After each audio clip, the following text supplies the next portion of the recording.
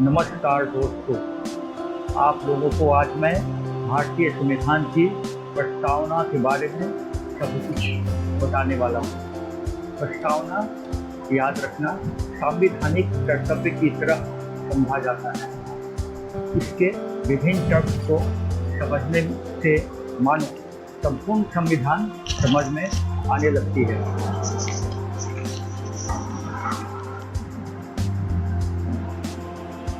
संविधान के प्रस्तावना के सबसे जरूरी उसकी डिजाइनिंग है। उनकी डिजाइनिंग कुछ अलग से दिखती है। एक्चुअली प्रस्तावना पृष्ठ तथा भारत के मूल संविधान के अन्य पृष्ठों की तरह जबलपुर के प्रसिद्ध चित्रकार राम मनोहर सिन्हा के द्वारा डिजाइन किया गया। उनके डिजाइन को बिना किसी बदलाव के स्वीकार कर लिया गया। प्रस्तावना पृष्ठ के निचले बाएं कोने में उन्होंने हस्ताक्षर भी किया है। आप अगर ध्यान से देखेंगे तो देवनागरी लिपि में राम लिखा हुआ है। सुलेख प्रेम बिहारी नारायण रायजादा द्वारा बनाया गया।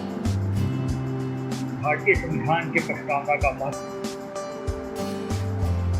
भारतीय संविधान को मतलब ये गीता का सार, जैसे महाभारत का सार गीता है, इसी तरह से भारतीय संविधान का सार प्रस्तावना है।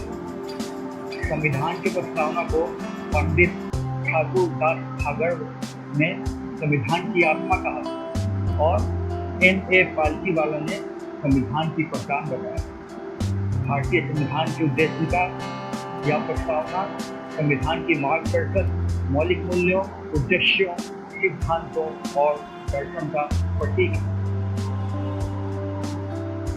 संविधान सभा में प्रस्तावना जब लाई गई थी, B.R. अम्बेडकर ने प्रस्तावना सभा में कहा यह वास्तव में जीवन का एक तरीका था जो स्वतंत्रता, समानता और भाईचारे को जीवन के सिद्धांतों के रूप में मान्यता देता है। जब संविधान सभा प्रस्तावना पर बहस कर रही थी तब भारत का नाम बदलकर भारतीय समाजवादी गणराज्य संघ करने का तर्क दिया गया।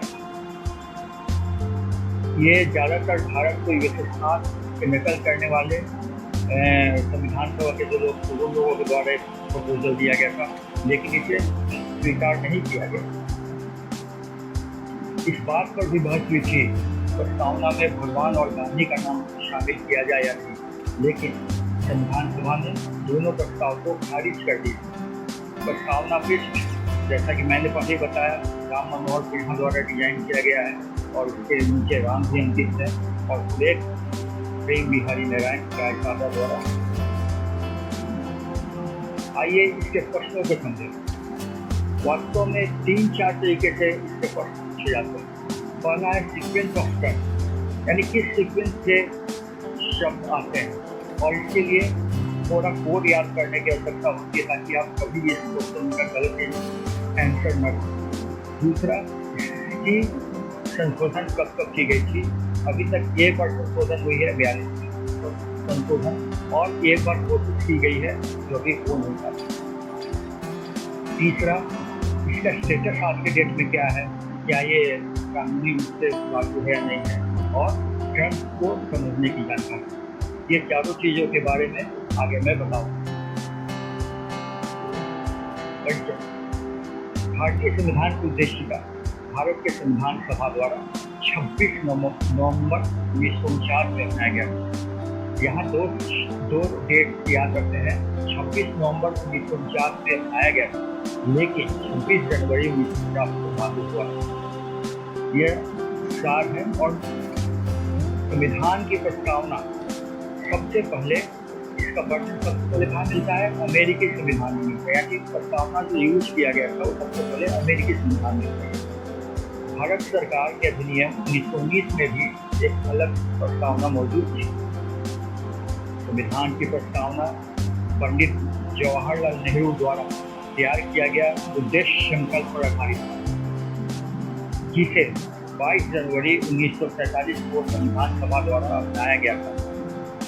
संविधान सभा की पहली बैठक 9 दिसंबर 1946 को हुई थी और सिर्फ 4 दिन बाद 13 दिसंबर को उद्देश्य संकल्प प्रस्तावित और प्रस्ताव बना के बाद ये पास हुआ 22 जनवरी 1947। प्रस्तावना संविधान का एक अभिन्न अंग है। कई बार इसके बारे में अच्छी निर्णय दी गई है सुप्रीम कोर्ट के द्वारा, लेकिन आज के डेट में प्रस्तावना संविधान का एक अभिन्न अंग है और इसलिए इसमें संशोधन किया जा सकता है। प्रस्तावना में केवल एक बार संशोधन किया गया है, जो 1976 के 42वें संशोधन अधिनियम द्वारा किया गया था। इस संशोधन में 3 शब्द एक्सरसाइज यानी समाजवादी, धर्मनिरपेक्ष और अखंडता, सेक्युलर इंटेग्रिटी शॉर्ट में SI को शामिल किया गया।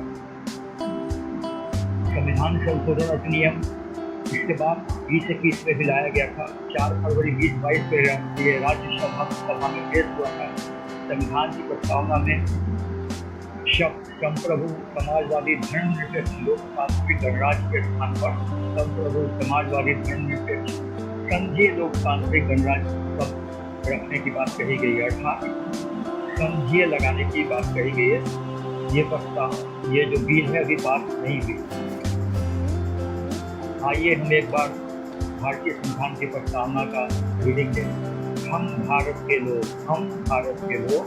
भारत को एक संपूर्ण प्रभुत्व संपन्न, समाजवादी, पंथ निरपेक्ष, लोकतंत्रात्मक गणराज्य बनाने के लिए तथा उसके समस्त नागरिकों को न्याय, सामाजिक, आर्थिक और राजनीतिक विचार, अभिव्यक्ति, विश्वास, धर्म और उपासना की स्वतंत्रता, प्रतिष्ठा और अवसर की क्षमता प्राप्त करने के लिए तथा उन सब में व्यक्ति की गरिमा और राष्ट्रीय एकता तथा अखंडता सुनिश्चित करने वाली बंधुता बढ़ाने के लिए दृढ़ संकल्प होकर अपनी संविधान सभा में आज तारीख 26 नवंबर 1949 ईस्वी को एकत्र द्वारा इस संविधान को अंगीकृत, अधिनियमित और आत्मार्पित करते हैं। हम भारत के लोग खुद को आत्मार्पित कर रहे हैं, अर्थात हमारा खुद का संविधान,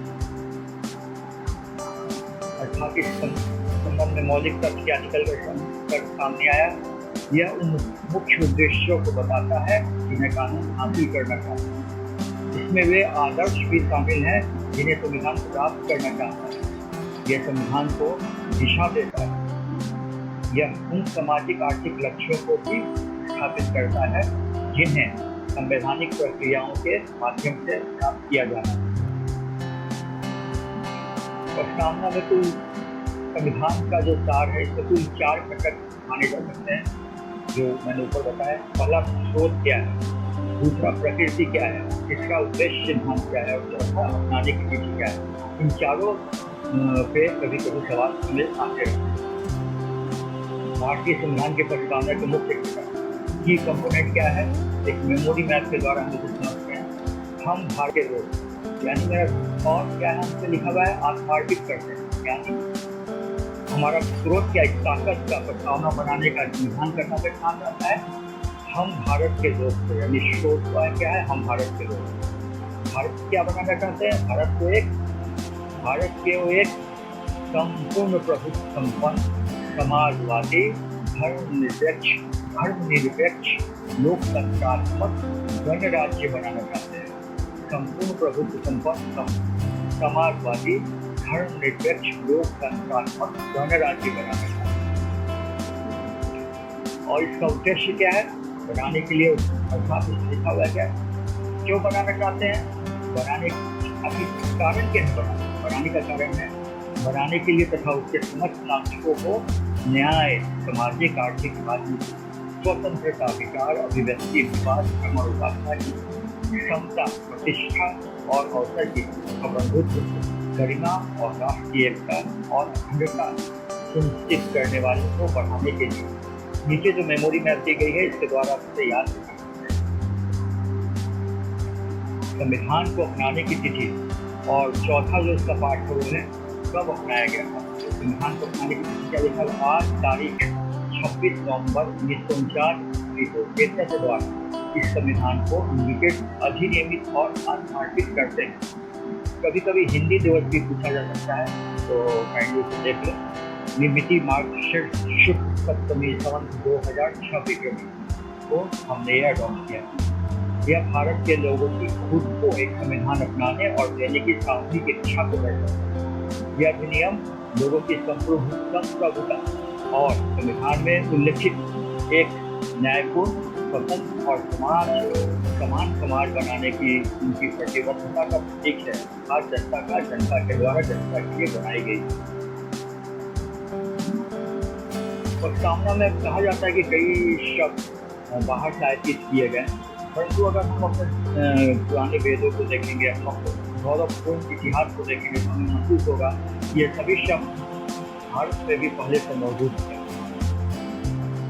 संविधान के प्रस्तावना उद्देश्य संकल्प पर आधारित है, जिसे पंडित नेहरू द्वारा तैयार और प्रस्तावित किया गया था, जैसा हम लोग जान चुके हैं। संविधान में प्रस्तावना को सबसे पहले अमेरिकी संविधान में पेश किया। न्याय, सामाजिक, आर्थिक और राजनीतिक रूस के संविधान से लिए गए हैं, लेकिन ये सभी शब्द भारत के गौरवपूर्ण इतिहास में भी पाए जाते हैं, जिसका वर्णन मैं नीचे दूंगा। हमने फ्रांस के संविधान से गणतंत्र, स्वतंत्रता, समानता और बंधुत्व पर उधार लिए। मुख्य शब्दावली का विस्तृत अनुभव। भारतीय राज्य की प्रकृति क्या है? संपूर्ण प्रभुत्व संपन्न, यानी भारत प्रकृति पर निर्भर है कि अन्य देश का उपनिवेश नहीं है। यह एक स्वतंत्र राज्य है और ये अपना जिम्मेदारी खुद निभाता है। 1949 में भारत ने, याद रखना है, 1949 में भारत ने ब्रिटिश राष्ट्रमंडल राष्ट्रों की पूर्ण सदस्यता जारी रखने की घोषणा की, लेकिन इससे भारत की संप्रभुता प्रभावित नहीं हुई। यहाँ यह जान लेना आवश्यक है कि पाकिस्तान कुछ हद तक ब्रिटिश डोमिनियन बना रहा, लेकिन भारत ने उसको 1949 में ही गणराज्य घोषित कर दिया। इसके दूसरे शब्द है समाजवादी। यह शब्द संविधान की प्रस्तावना में 42वें संशोधन अधिनियम 1976 द्वारा जोड़ा गया। राज्य के नीति निर्देशक सिद्धांतों के रूप में संविधान में समाजवादी को पहले से मौजूद है। भारत के संविधान द्वारा परिकल्पित समाजवाद साम्यवाद की तरह का ढांचा नहीं है, जहाँ धन के सभी साधनों का राष्ट्रीयकरण किया जाता है। इंदिरा जी ने कहा था, हमारा समाजवाद अपने ढंग का है, हम उन्हीं क्षेत्रों में राष्ट्रीयकरण करेंगे जिनमें हम आवश्यक समझते हैं। आप अगर मैंने जैसे पहले बताया कि हमारा जो भारत है ये इसकी गौरवशाली इतिहास है और कई शब्द हमारे इतिहास में मिलते हैं, जैसे धर्मनिरपेक्ष। सम्राट अशोक ईस्वी 30वीं शताब्दी में 12वीं शिलालेख में घोषणा किया था। उसने कहा क्या था? सभी संप्रदाय के प्रति सहिष्णुता होनी चाहिए और उनके प्रति कैसे सम्मान होनी चाहिए, उसको विकास करना है सम्मान को। ये सम्राट अशोक ने कहा। धर्मनिरपेक्ष भारतीय संविधान के उद्देशिका में 42वें संशोधन में जोड़ी गई। धर्मनिरपेक्ष राज्यों को संविधान में अनुच्छेद 25 से 29 तक मौलिक अधिकार की गारंटी के रूप में दी गई है। भारतीय धर्मनिरपेक्ष देश के सभी धर्मों को राष्ट्र के समान दर्जा प्रदान करता है। भारत की सफलता की यह एक जगमगाता हुआ उदाहरण है, जबकि हमारे पड़ोसी राज्य जैसे पाकिस्तान, लंका इत्यादि ने राज्य करने घोषित किया। लोकतांत्रिक, यह शब्द अगर अपने इतिहास को संभाले, विश्व का प्रथम गणतंत्र वैशाली बिहार में माना जाता है। विश्व के प्रथम गणतंत्र वैशाली के स्थापना ऋषियों ने की थी। लोकतंत्र को संसदीय लोकतंत्र के माध्यम से भारत में क्रियान्वयन करने की बात संविधान में कही गई है और सर्वोच्च शक्ति किसको दी? हम भारत के लोग भारत को समर्पित करते हैं, मतलब सर्वोच्च शक्ति देश के लोगों को दी गई। गणतंत्र, लोकतांत्रिक राज्य व्यवस्था को दो श्रेणियों में वर्गीकृत किया जा सकता है। एक है राजशाही, दूसरा है गणतंत्र। राजशाही में राज्य के मुखिया आमतौर पर राजा या रानी जो वंशानुगत पद प्राप्त होता है। उदाहरण के लिए ब्रिटेन, एक गणराज्य में राज्य का प्रमुख हमेशा निश्चित अवधि के लिए प्रत्यक्ष या अप्रत्यक्ष रूप से चुना जाता है। उदाहरण के लिए संयुक्त राज्य अमेरिका। इसलिए हमारी प्रस्तावना में गणतंत्र शब्द इंगित करता है कि भारत में एक निर्वाचित प्रमुख है जिसे राष्ट्रपति कहा जाता है। यह अप्रत्यक्ष रूप से 5 वर्ष की निश्चित अवधि के लिए चुना जाता है। उद्देश्य न्याय, सामाजिक, आर्थिक और राजनीतिक रूप में न्याय प्राप्त करने की अवधारणा प्रस्तावना में लिखी गई।